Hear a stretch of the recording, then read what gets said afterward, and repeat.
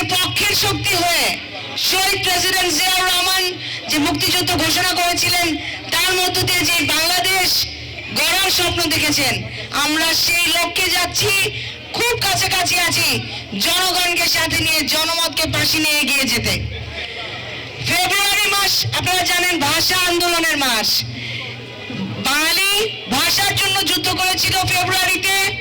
ফেব্রুয়ারি থেকে 71 থেকে বিগত সময়টাতে স্বৈরাচারের বিরুদ্ধে লড়েছে বাংলাদেশ জাতীয়তাবাদী দল, এবং স্বৈরাচারের বিরুদ্ধে লড়ে জুলাইয়ে গণ অভ্যুত্থানের মাধ্যমে আজকে আমরা যে রাষ্ট্র গড়ার পরিকল্পনা চিন্তা করছি, সেইখানে বাংলাদেশের হয়ে লড়েছেন শহীদ প্রেসিডেন্ট জিয়াউর রহমান, আমাদের মরহুমা দেশনেত্রী বেগম খালেদা জিয়া, যিনি আপোষ করেন নাই।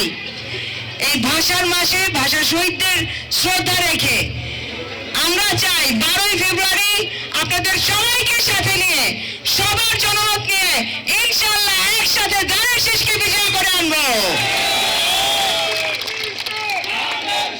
আমরা জানি বাংলাদেশের জনগণের জন্য, বাংলাদেশের জন্য, বাংলাদেশের পক্ষের শক্তি হয়ে বাংলাদেশ জাতীয়তাবাদী দল সবসময় মাঠে ছিল, মানুষের সাথে ছিল, সকলের সাথে ছিল, এবং একটাই লক্ষ্য উদ্দেশ্য, একটা গণতান্ত্রিক রাষ্ট্র ব্যবস্থা গঠন করার।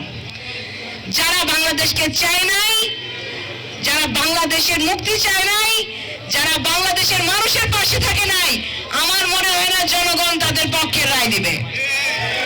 আমরা শুধুমাত্র একটাই মার্কা দেখি এখন, সেই মার্কা কি? ধানের শীষ ছাড়া আর কিছু নাই ভাই।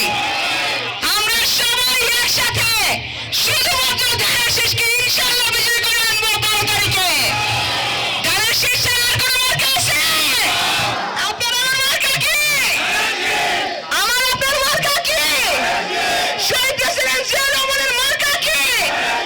মরহুমা দেশনেত্রী বেগম খালেদা জিয়ার মার্কা কি? আমার চেয়ারম্যান জনাব তারেক রহমানের মার্কা কি?